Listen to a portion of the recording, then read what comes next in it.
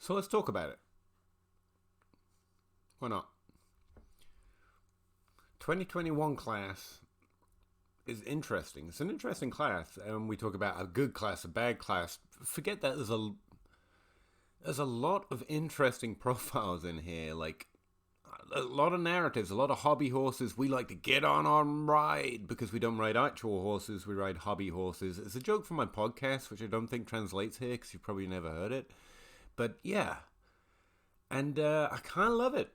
I love this class. Not because it's the best I've ever seen, or not because it's going to have the most prospects that do X, or it's going to have DeAndre Hopkins in it. Not necessarily, or, Jamar Chase is awesome, sure. But it's just a great class. From our off-season, trying to figure it out, loving this grind. There's some things you like, some things you don't. Arguments that can't really be proven one way or the other, but again are said to be proven based on the results, as if reality has anything to say about what could have potentially been, or what we can know of what reality would be before it happens, as if we're actually trying to predict the future. It's really exciting that way. And I wrote up a few prospects, and that was a note I put in there. It's like, this is going to be an interesting prospect to watch, not because they will or won't hit, or because they'll show they can and they can't and never really break through, but because this type of prospect is rare, and we don't have a lot of players like it, or with their red flags or their green flags coming from their conference, and we're going to get another person to think back on. We're going to get another person playing out their dream in the NFL. Hopefully it's going to be a dream and we don't manage to turn it into a nightmare by, you're too short or whatever. And it's an exciting class that way.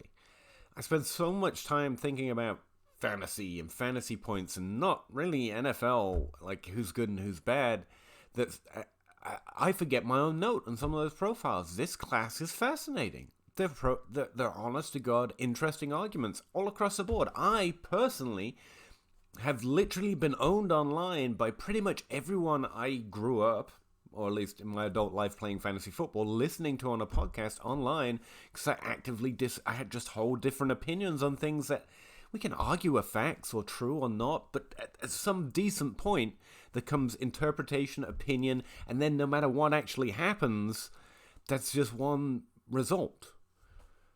And reality's weird, and things can happen, and I can't account for the players that could have broken out but just didn't, because reality's weird, and neither can anyone else. Or that shouldn't have broke out but just did because they were in the right system and the right coach and the right this and the right that, and they were just there. Kelvin Benjamin, I want to profile him as a miss. I'm always kind of just pushing it aside, but it's kind of a hit. I don't know what his NFL career could have been if things had played out just a little bit better for him. After that great rookie season, or fantasy-wise great rookie season, at least a lot of touchdowns. And this class kind of lets you fight on whatever your favorite hobby horse is. Like I said, I fought over all of my least and most favorite hobby horses this season. But let's talk about it. This video is about one particular prospect in particular. Yeah, I was about to say that sentence, and then I just went ahead and said it anyway. So hopefully you're still with me. I apologize. Terrence Marshall. Terrence? Tuppence. Terry begins with a T. Everyone's favorite wide receiver, but me, I'm pretty sure. But let me straw man my argument, or my perspective, my opinion on the profile, and what I think is, because I disagree with nerds. Like, I this is a really interesting thing about this class in particular, and also Terrence Marshall. Like, the people that strongly have the opposite opinion of what we should think or how we should weigh the problems, because everyone's got problems. For not him, he shouldn't care and doesn't care, and he's got more important things to worry about, including washing his hair. Like, none of this is important for the actual players. I get it, and not only do I get it, I want to remind you, like, this isn't it. But yeah, let me straw man both sides. That's what I was going to do. Do it live, they said. It'll be fun, they said. through the small sample of games we got to see Terrence Marshall play, both the year before 2020, which would be 2019, Pete, you weirdo, and also in 2020 when the two great, already accepted as great wide receivers, went to the end, have left, or weren't available, Chase and Justin Jefferson, who has proven themselves to be the best rookie season at least. I think he's the best player ever. I'd hate to throw out something that sounded like, oh, Justin Jefferson shade after I got him right. But second on the depth chart, screw you.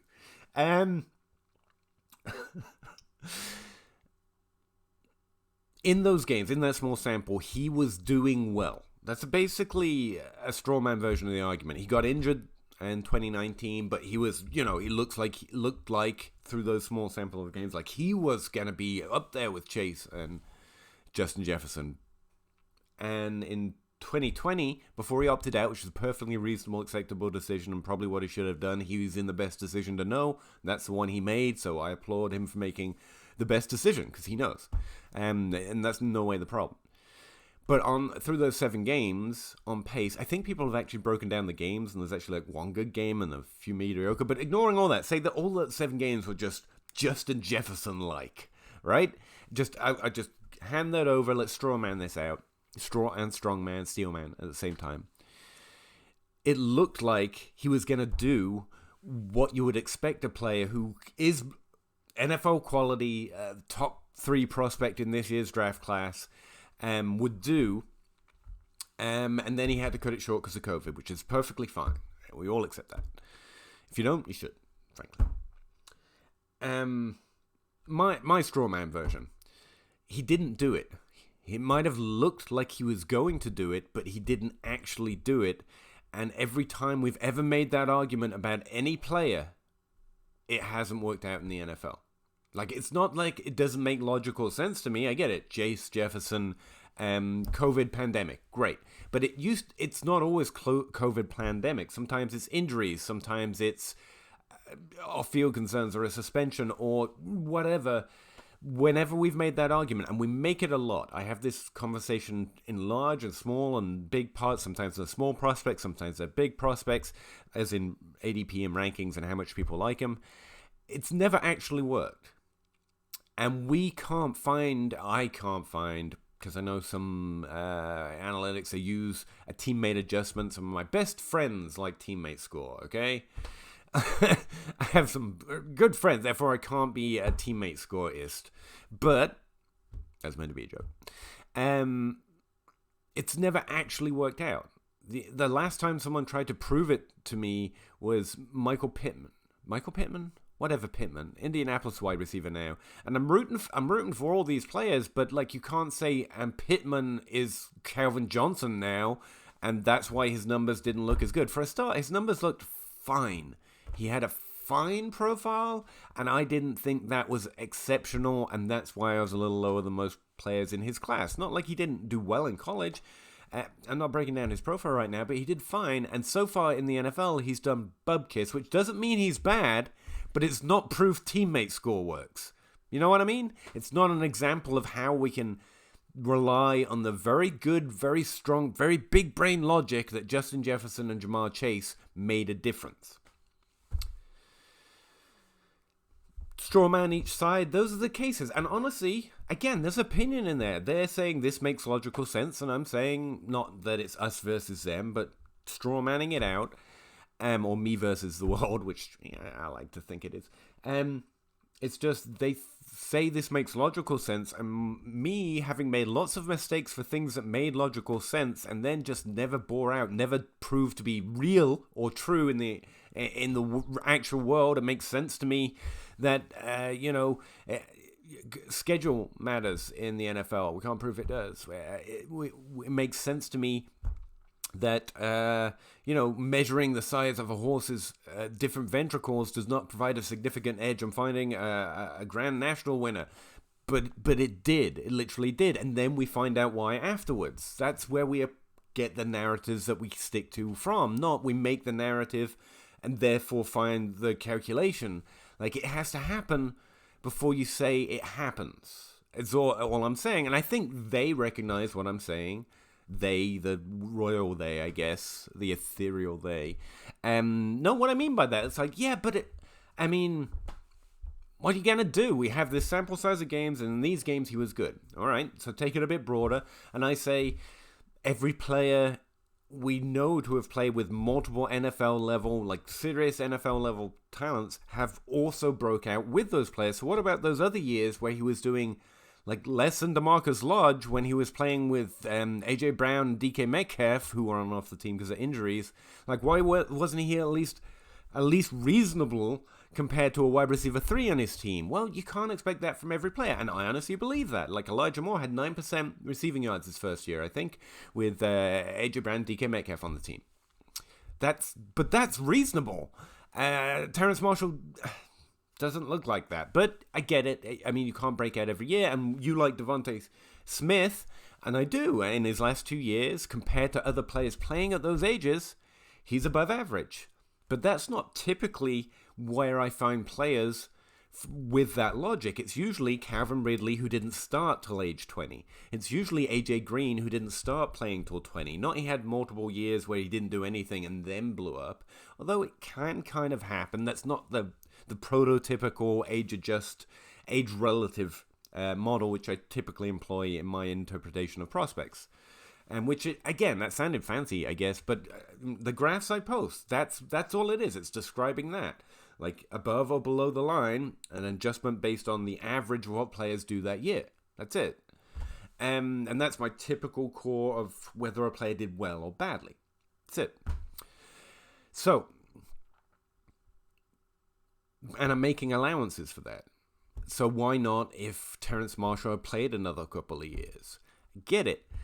But again, I just think Smith was closer and better, even with good players on the team, than Terrence did, and at least I got to see it, so I don't have to wait it and imagine it, and therefore Smith did it, Terrence didn't. It's not exactly binary, but I like the one, and the other, I don't know. I'll believe he looks good on tape. I will believe the draft capital and move him up based on draft capital, but if both get draft capital, the one who did it is better than the one I think or someone else thinks might have done it.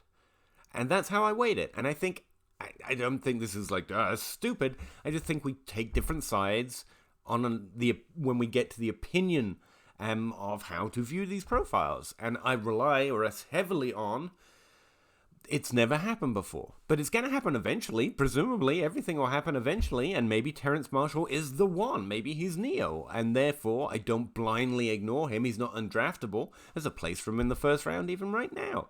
Just not for me, because I don't have to draft right now, and I like to wait for the draft before I predict the draft. That's it. Before I value draft. Before I value the draft. Yeah, that's it.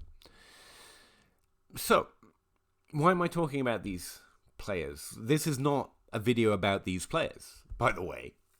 It's because I want to kind of straw man out, and you're probably aware of this and more of the narratives flying around about players right now. Heights one with Elijah Moore. I can go off for a 4-hour rant about that one.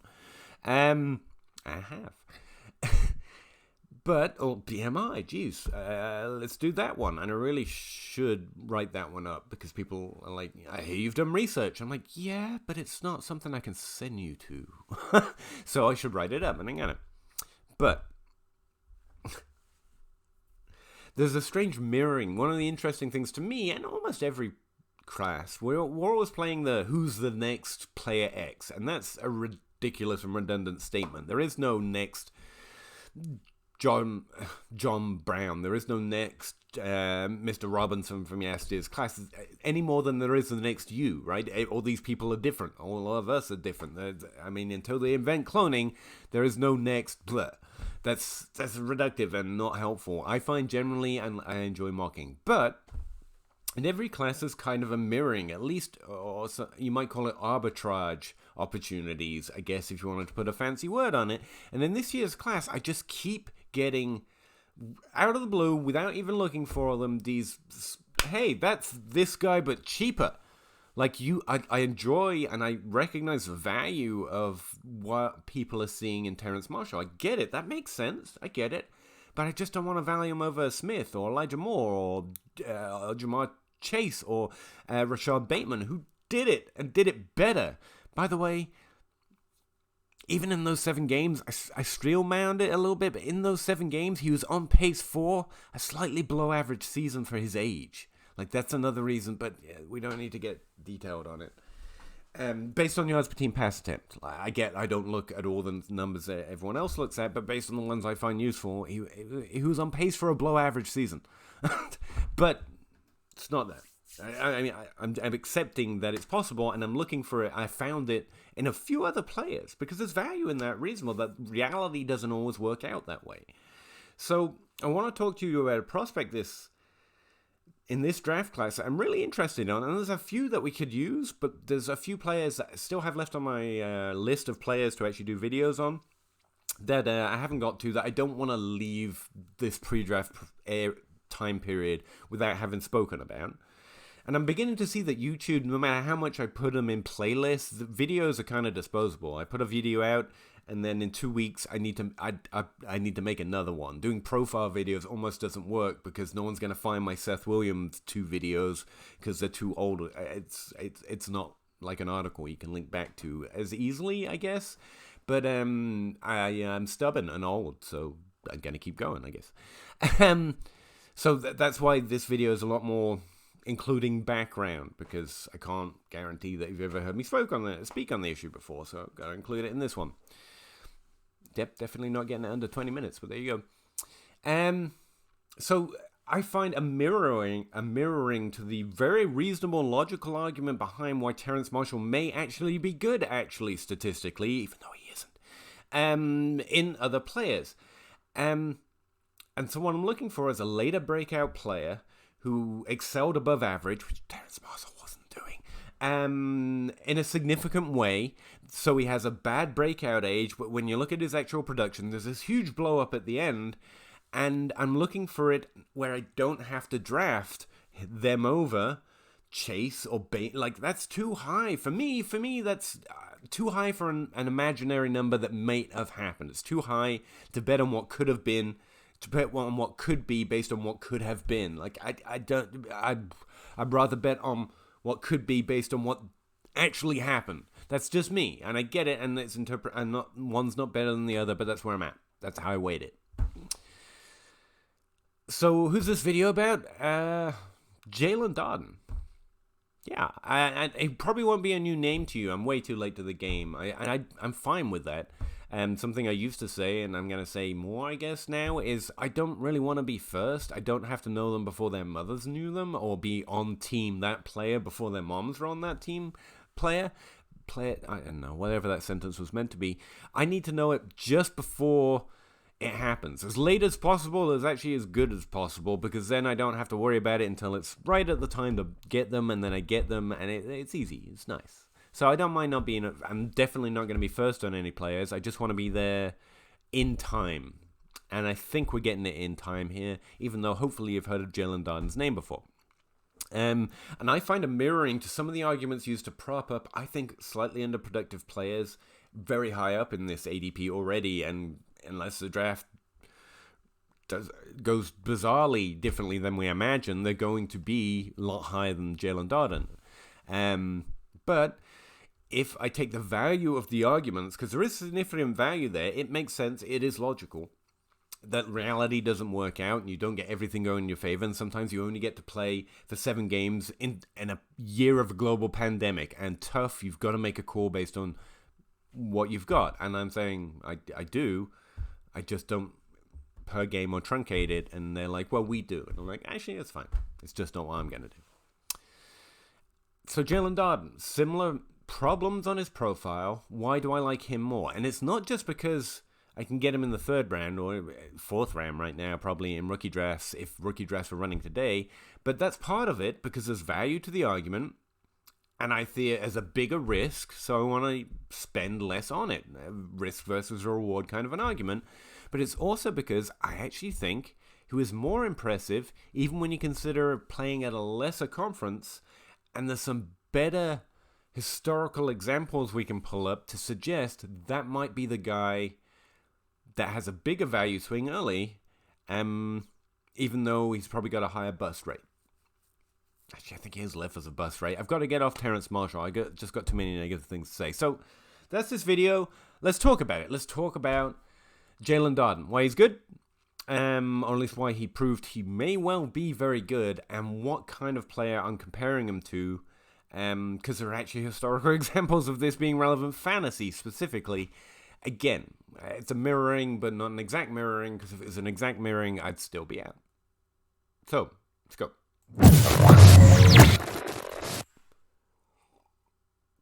Okay, sorry. First thing to know about Jaelon Darden, he's playing a significant lower conference, and so I guess what people tend to read on that is it's just he's playing against bank accountants and car salesmen next year or whatever, which seems like a diss on people playing college football. So, like, get off that, I guess. But also, yeah, okay, it's not the SEC defense, which tends to be trickier, more complicated. But I would say to that, and why I often more mock it than, value it as an argument about competition level, is the SEC elevating to the NFL. The only thing I can find as a comparable level of skill jump or competition level is like trying to apply to be an astronaut while you're already smart enough to be at NASA. Like, it's kind of how they explain going to college for me. I don't know what they did for you or that they didn't do for you, but they said basically the biggest jump in educational, the learning curve from going from high school or secondary school as we call it to college is the biggest one you'll ever experience, and it's really tough to get up that hill, but when you get there, there's a lot of benefits, freer schedule, blah, blah, blah, blah. And the NFL money, I guess, is the benefits. And playing at the top of your field. There's no underestimating exactly how different it is playing in the NFL versus even the SEC West. And so my general reading of it is, yeah, Cursor is definitely preparing you not nearly as well as playing in the SEC West. But playing in the SEC West in no way prepares you like you are no way prepared to play in the NFL day one. Those that do, Justin Jefferson and the like, tend to be very exceptional even compared to NFL standards. And that's not simply a product of the conference they came from, okay? That tends to be how I read it. But fair's fair, and you don't learn as much, you don't develop as much playing at the Cursor West for North Texas. You don't. The last player to be drafted from that team was like a linebacker 17 years ago. I read a whole article about it because I kind of really went a little deep on some of the background that I'm going to be speaking about. No, I'm going to go back to pretending I'm not prepared for anything. That's more my comfort zone. All right, so players don't get drafted from here, especially offensive skill position players. But there has been some buzz, like I said, not just from fantasy, but from the NFL. You can read an NFL.com profile on him if you go and look up the profiles on NFL.com. Jaelon Darden has one. And let me tell you, having been excited about a lot of Cursor West players, that is not always true. And normally for very good reasons. But Jaelon Darden actually played quarterback in college, but very quickly once elevating into the FBS, so this is within my sample size, within the schools that I actually track, or can track rather. And he mostly played as an offensive weapon or as a returner early in his career. I'm looking for his games real quick, but as you can see, I'm not able to look anything up real quick because I am lazy and bad at using my own database. I guess I've got him hidden. Where is it? I don't actually know off the top of my head how many games he played, so you got to help me out here a little bit, dude. Don't make me unhide everything. There it is. Nope. It should be here. Give me a second.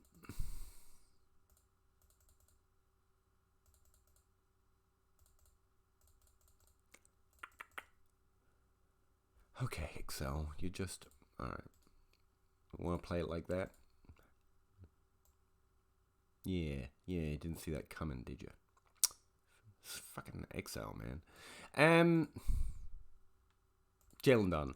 Yeah, he did play 13 games at age 18, but it amounts to like 200 or 281 receiving yards. He played 13 games the next year at age 19. He got 575 yards. At age 20, he got 736, and then at age 21, he got 1,190. So you can see there's a definite elevation, and he's definitely not impressing above any kind of average early in his career, but he is playing a significant number of games because they were utilizing him fairly early and always at the wide receiver position. But I just want to emphasize this was a position he was learning early in college, and they mostly used him for his skill set and his ability to be a returner before he really gets into the last 2 years. And so, accepting that reality isn't always perfect, and this guy's coming from a school where he's actually playing quarterback, which again, is one of the reasons this argument doesn't work for me for higher drafted players, because those guys tend to have been hand recruited since the age of like 6. And I'm not joking. If you ever get a chance to talk to Travis May sometime at RotoViz or at Travis May NFL on Twitter, whatever his handle is, about how many high schools the majority of players in the NFL come from. Like, these guys know who they are and come from a surprisingly similar background in terms of what schools you belong to, even before they get to college. So that if you're a higher drafted prospect, not to put a name on it, who struggles to develop into a college role early, you're doing it you went with the expectation, you had the least amount going against you to actually earn and develop that role very quickly, especially if you're a highly touted recruit on a highly prolific offense. That's one of the reasons I find when these arguments are made for higher drafted players from higher conferences, it probably doesn't work. It doesn't work out so far 100% of the time. But maybe a few players in this class are the exceptions. I get it, whatever. So there is actually almost more significant reason to believe that slower development in college has a significant reason, especially when you're playing in the Cursor West, learning the position for a low-level team, North Texas. I mean, they're great. I didn't mean to insult a college team there, but, you know, it's not freaking Alabama. You know what I'm talking about? So, yes, lower competition level, but more understanding of why some players might take a longer time to develop when they're coming from less proven roles, from less liked high schools, less recruited prospects. That's where those arguments kind of make sense to me in this mirroring of the argument further down the ADP ladder. The other thing is, and again, something that actually happened for him and not for players that are being touted as first-round picks right now, at age 20 and 21, a later breakout age, I will grant you, but he was actually at and then significantly above the average for players playing in any conference across a dominator or receiving yards or a yards per team pass attempt threshold compared to players that have gone on to do well in the NFL. So he actually crossed the line. So I actually like that. But just, again, say those other players did that and it's just COVID. I get it. Darden's playing in the COVID year as well, but also does it in the sense that he was the one to actually do it. And I think it's actually more understandable that a player develops in this manner, and there are better historical examples of it actually having fantasy relevance than someone who's highly touted in the best of all possible circumstances playing from freaking Alabama or wherever else in the SEC West or the Big 12. Let's take a look. This is North Texas wide receivers core year over year, and you'll notice there is no excuse for not dominating Jaelon Guyton or Michael Lawrence. No offense to you real people who were better at something than I will ever be at anything, but this is a fantasy take and we get all obnoxious and stuff. Please ignore me. But that kind of makes more sense. He's coming on as a returner, having previously played quarterback, but they've identified they definitely want to use him as a weapon early, which is already a pretty good indicator, and having special team skills and usage and yardage, that's mostly, or a lot of the time, where the signal comes from. Antonio Brown, by the way, was the first one to really kick off the revolution that returning yards really matters as a later drafted prospect with kind of production, 5'10", tall, but had this really interesting usage in special teams after the fact. Like, maybe that's a thing. And it turns out to be a thing, but I think it's better applied to players in a non-perfect situation that have to show up somewhere else. Not John Ross, who was used as a cornerback and also as a special teams returner, as a dynamic returner because he's fast as all get out. But he was more highly touted. I'm pretty sure he's from one of those 19 high schools. Like, he's doing that while being expected to be more. Jaelon Darden wouldn't. So it's not a negative as much, if you see what I mean, that he was not doing it. So he's not dominating players that will likely never get a sniff at the NFL and likely aren't expecting it. By year 2, he's become the wide receiver 3 on the depth chart, but again, the numbers stay fairly unimpressive. What numbers are you looking at? I'm looking at the receiving yards per pass attempt, which is this column, and let's shrink this. We could look at Dominator above average, I guess, but instead we can just look at Dominator, because you probably recognize what that one means. Or market share of receiving yards. Those are my main go-to stats. Let's get rid of this one. All right, so you can see them all. Neat. It's too hot down here with this damn hat. Anyway, so what I want you to notice, get rid of yards per team attempt as well, it's more of a running back stat, is what they're doing, what the wide receiver 1 and 2 are doing in North Texas, and you get a fair sense of the average. Again, I have a whole tab where you can literally pull it up, but I enjoy looking at things too, rather than just trusting a formula. And you can see that Jalen Guyton had a 1.7 yards per team attempt. From my knowledge of the stat, that's actually pretty good. It's close to or above average for the majority of wide receivers playing a wide receiver 1 position, pretty much from any conference, but there are small adjustments between conferences.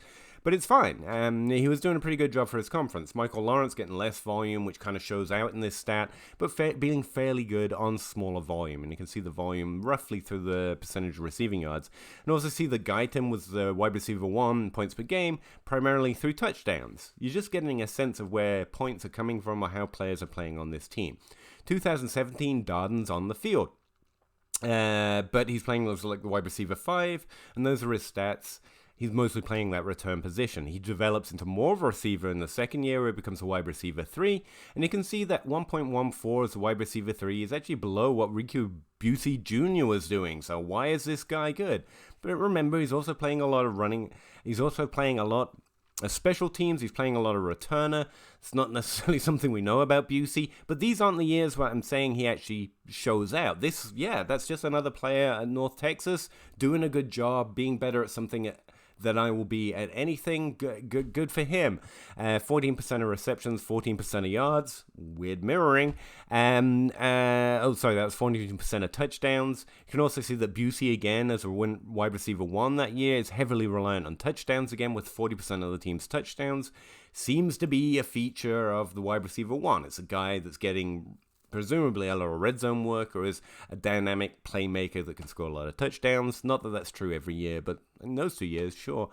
Moving on to 2019, where Jaelon Darden turns into the wide receiver 1, you can notice that those other guys have left, much like Justin Jefferson and frickin' Chase were no longer available in the last year, and yeah, it's acceptable. That's when Darden breaks out. So you see the mirroring in the argument there, that it's understandable a player playing behind more experienced players who've been there on the team and are actually doing fairly well for the team, get opportunity of, okay, yeah, sure, not everyone could be Odell Beckham or DJ Moore or Calvin Ridley that just jump onto the team and my job now, get it. And plenty of good players don't have a great first season. Jamar Chase doesn't, and I think he's a great player. All right, so we're trying to put these things together in a way for how Jaelon Darden might be a potential arbitrage bet going into the NFL, just in case you lost track. Michael Lawrence is wide receiver 2. He's getting 19% of receiving yards. It's actually kind of low for the receiving yard 2, which is interesting. But Darden as a leading receiver in 2019, that's fairly similar, right? He's getting 20%, 21% of the team's receiving yards. Guyton was getting 20% as a wide receiver 2 in 2018. So is it above average for the team? Not really. But it's nice to see that he finally earned that role. That's cool. Neat. And again, a function of the team seems to be this red zone role for the wide receiver 1. That's that guy, right? And that's the first year he really shows up significant. Remember that 700 receiving yard season we talked about? That's that season. And this is a big one. This is where he gets over 1,000 yards from those earlier stats I read. He's still the wide receiver 1 in 2020. Chooses to keep playing, I presume. Still has an outside touchdown role, but is the dominant wide receiver in terms of receiving yards. And has a really good yards per team attempt. Did you see what happened there, though? Like, I clicked on him just to try and, I'm just talking about them as if they're other numbers, and he's having another good wide receiver 1 season. But Do you see how those numbers are freaking insane? Like, that's... When you look at late career breakouts that actually have significant NFL impact from, like, and I'll mention some names at least later that are in my head when I think about Darden. Not that they compare in the way they play or even where they play on the field, but this type of profile that has somewhat worked out for fantasy or worked out very well for fantasy. That's a commonality. Brandon Marshall is a more highly touted and higher drafted wide receiver that actually fits the bill of only having one great season, and it's in his last year, and he's got like a 45% dominate. Like, it's impressive. It's an impressive number to get over a 40% dominator. And this year, Jaelon Darden gets to 55%, but it's also the curse of West. I guess if you want to make adjustments for competition level, I more think in terms of players not coming from ideal situations, not necessarily expected to be that guy, and I think that's why they tend to have hyped or overinflated numbers. But those are not normal, and it is a common feature of later breakout players to actually have these exceptional breakouts if they are only going to break out late. And I find most of the examples I come up with outside of Brandon Marshall kind of come from these weirder places, or these less usual places, or especially in recent era, lower drafted players coming from lesser quote-unquote conferences that have these larger blow-ups in their final season. Like a 3.94 yards per team pass attempt, you know where that ranks best season for the 2021 class? 4th. There are 3 other wide receivers to have a better yards per team pass attempt with actual volume, not just on a shortened sample size. In fact, screw that, any sample size. Best yards per team pass attempt season of any player is, I think it's Elijah Moore, and there's a few others, and then it's Jaelon Darden. Oh, well, crap, Pete, we're here. Why don't we take a look? Well, it's already a long video. I don't think you can hate me anymore. So, yeah, we're going to go take a look. We'll scan over to yards per team pass attempt. Wherever it is, this is a best season column. We only have the 2021 class selected. Elijah Moore, Devontae Smith, Chaterius Atwell, who I still really like, and we'll talk about Team Timing Guy later, but I get it. Louisville and the ACC, though, is not the curse of frickin' West. Then Jaelon Darden, followed by Rashad Bateman, followed by Taylor Wallace. You see how these stats are useful, but you don't want to rank this way. I mean, Jamar Chase comes out too low. That's not right. So on and so forth. But it's not highlighting slouches. And this is the only guy from Cursor. Like, that's... And again, you don't have to think, therefore, he's as good as Elijah Moore or Devontae Smith, because he is playing in Cursor. But you get how that's not just good for Cursor. I don't care where he was playing. In this class, that last year he played, that was something different. And it might just be 2020. Maybe the 7 games Marshall only had that show exceptional on pace for truncated season. Maybe that's just because of the pandemic. No, we don't say that when we're imagining a number, but when you look at Jaelon Darden's, you're like, maybe the defense was all sick.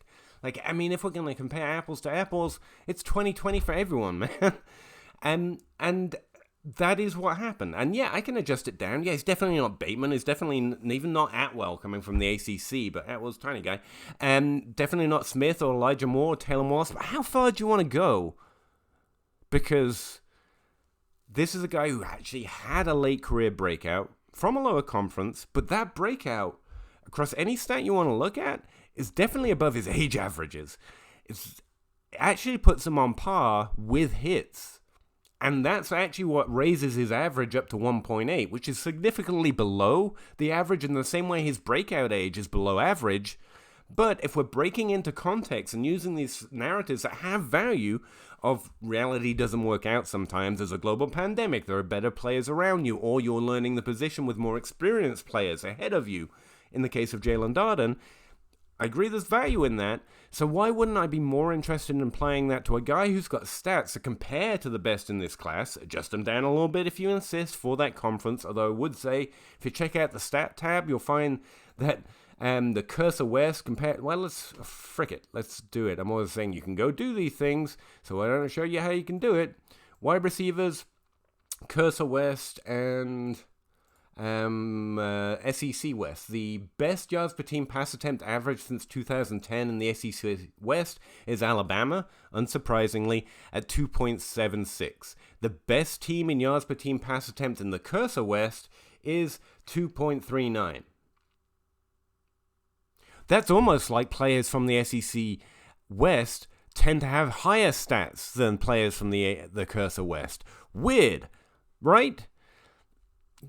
People should really look at things before they say, stats are inflated because of a lower conference, because I didn't want to get into this. I was hoping you would maybe go in, because I haven't been able to dig in too deep.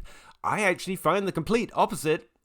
I find stats from lower conference players, on average, are lower than those from higher. And that makes sense. Play better teams, more effective teams, more passing attempts. And I think even the SEC West might be playing more games than most players and teams in the Cursor West. But it's definitely not obvious that players have exaggerated stats from lower conference teams. The best yards per team pass attempt in the Cursor West ranks... Where would it rank? It would rank fifth overall in the SEC East, in the SEC West. Like, it's not naturally inflated. But let's say, again, let's strawman myself a little bit. Let's see, that 3.9 isn't in fact better because of where he's playing. It's worse. How far do we want to drop him down? And honestly, you can go as far as you want, because you literally, right now, you really don't have to spend... You can get all of these players, I think. Even Sage Surratt probably has a little bit more noise, or that's probably fair, to Jaelon Darden. And when you break down Sage Surratt's profile, you do not get this kind of understandable natural development, and there's this exponential explosion in the final year. And again, there are other players that kind of fit this pattern, lower value, and you can't arbitrage everything, so then you never go and get the best players, and that's what we should really be trying to do in rookie drafts. But the value and the fact that those arguments make sense to me make me more interested in players like Jaelon Darden in this class. And again, it's an interesting prospect to pay attention to, whether you draft him or you add him to your team or not. So who are those historical examples I was thinking of that, have some precedence of this? Preston Williams? That's probably the most recent. He's a player who didn't do much and had this late career breakout from a lower conference. He didn't have a top... he's not Justin Jefferson, right? But his value changed. It definitely made it move. Obviously talking about the value needle, not nothing else. In fantasy, no.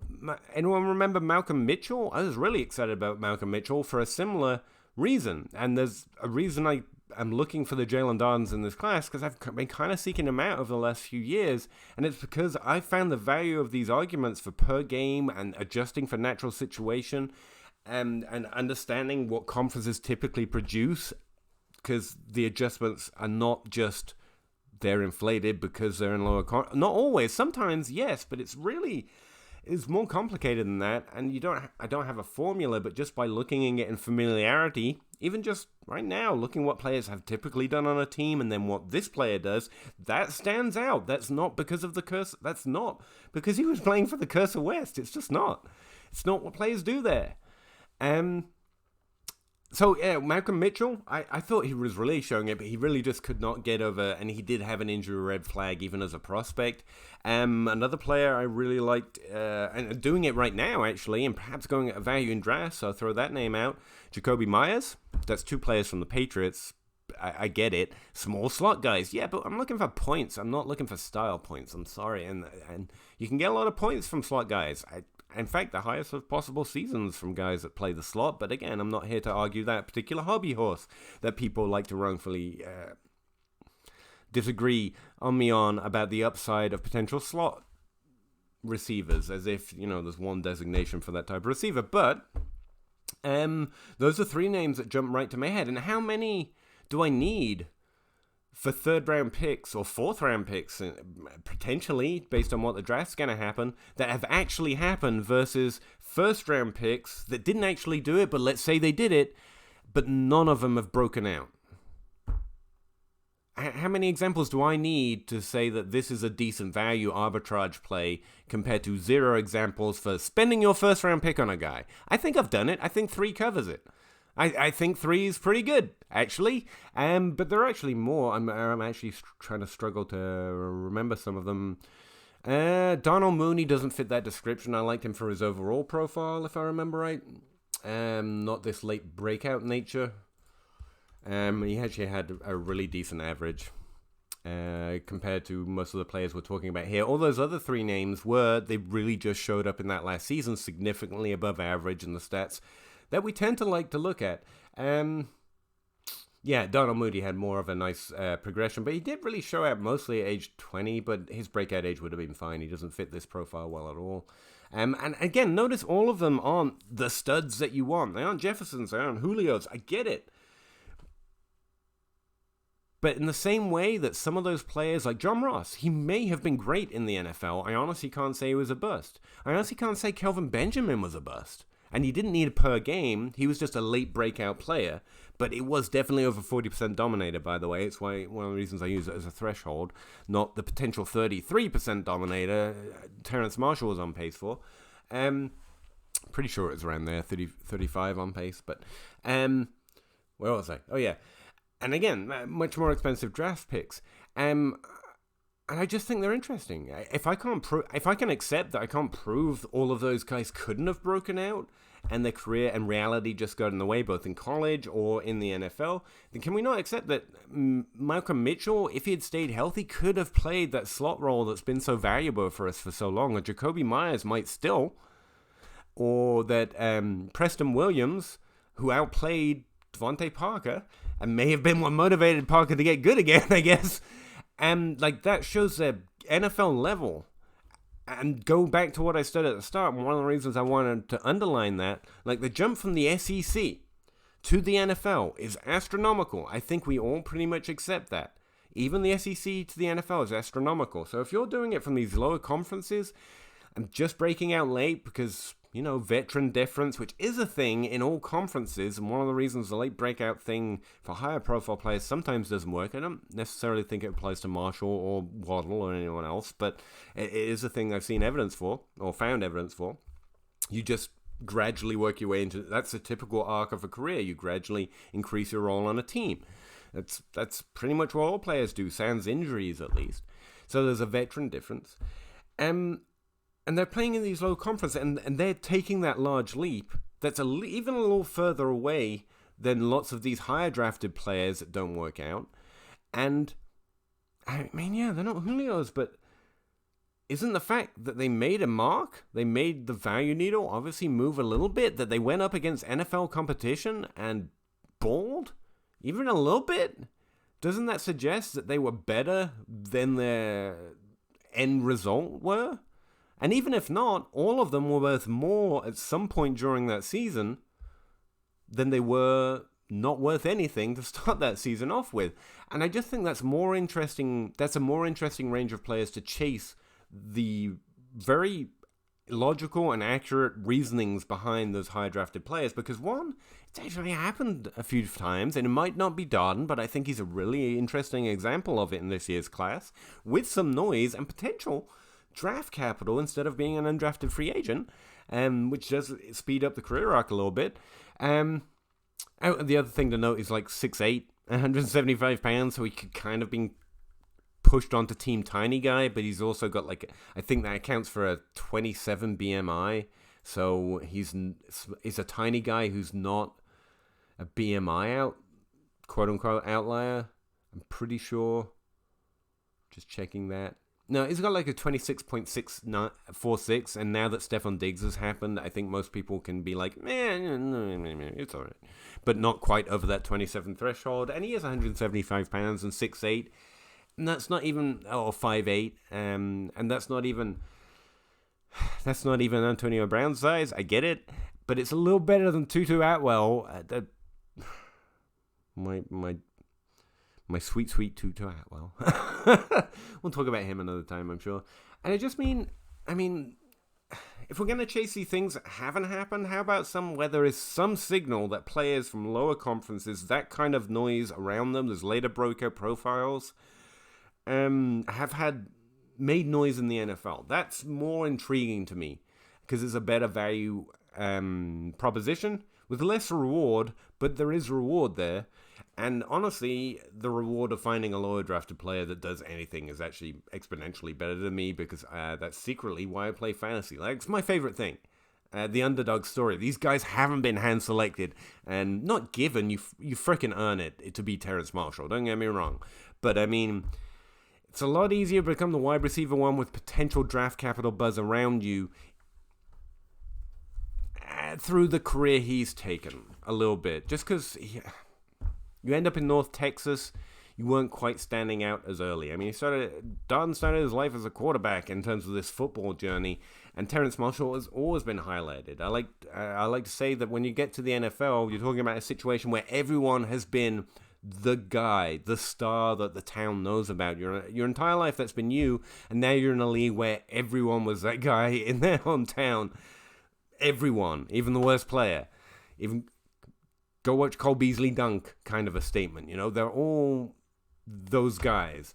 And Jaelon Darden and Preston Williams, I mean, probably in their hometowns, but since then, they haven't been that guy, and they are used to not being that guy. And I could make an argument here that they're tough and they're blue collar, and I don't think so. I think everyone trying to go to the NFL is tough and willing to work hard. That's my default assumption about these guys. They play a pretty tough sport. But, and no, see how it sits with you. And you don't have to not draft Terrence Marshall if you want to, or Jalen Waddle. He's another one these kind of excuses are made for. But especially if those convince you, like, I think there are some lower drafted players you should be aware of. And even if you're not, Jaelon Darden's profile is a really interesting one to take a look at. It's going to be a really interesting one to watch play out in the draft, and when we get to the NFL, see if he can make any kind of noise for himself. Some more Jacoby Myers vibes, you know, you never know. But hell, some of these guys, some of them turn out to be Adam Thielen. Well, one of them turned out to be Adam Thielen. Some turned out to be Cameron Meredith. He had a top 24 season, and I think the injury ruined him. Some turned out to be Tyrell Williams, and his fantasy relevance has died down. But coming from where he's come from to be a regular player in the NFL that's had, it wasn't a contract extension. I think they picked up his option or something. I forget. I don't care about contracts so much. But I mean, that's a significant sign considering the journey he's taken, considering he wasn't a first or a second or a third round pick. There's some signal that players in these lower conferences that have these later profiles make noise, and sometimes significant fantasy noise as well. And it's fun to watch them do it. It is. Not all of them Julian Edelmans or Wes Welkers that played quarterbacks and running backs, and so we didn't have any signal. A lot have at least made some sort of sign. We're playing wide receiver at lower conferences or in different situations. And the ones that stand out, they're interesting. They're interesting to me. And I also wanted to show how I respect, and I think there are good reasons to suspect Terrence Marshall is better than his numbers. That's why I suspect Jaelon Darden is better than his overall numbers. But that's where I've mostly found the value of applying those really intelligent, smart observations people have made, rather than drafting a maybe over another maybe, but who actually at least put up the numbers in the first round. And, you know, I love Jalen Reagor, so maybe don't listen to me too much. But, yeah. I thought I'd throw it out there and also put a name on your radar. Like, Jaelon Darden, he's interesting. Take a look. Watch some film, I guess, if that's your style. And, yeah, report back, I guess. Tell me if I'm wrong, I'm right. If any of this was useful, if it was way too long, if I should have less spreadsheet and more beanie, I guess, or whatever else. Yeah. Appreciate you checking out. If you made it through all, 50 minutes of this thing, then I am impressed, young sir or madam. I am, and I really do appreciate it. I do. At me anytime to talk about it, because this is a really interesting class. I'm excited to see how it worked out. I really am. Anyway. Good luck drafting, I guess. Keep grinding? I don't know. Something that sounds like I'm really cool and I'm a professional at this. Just imagine I said that. I'd appreciate it. Thank you.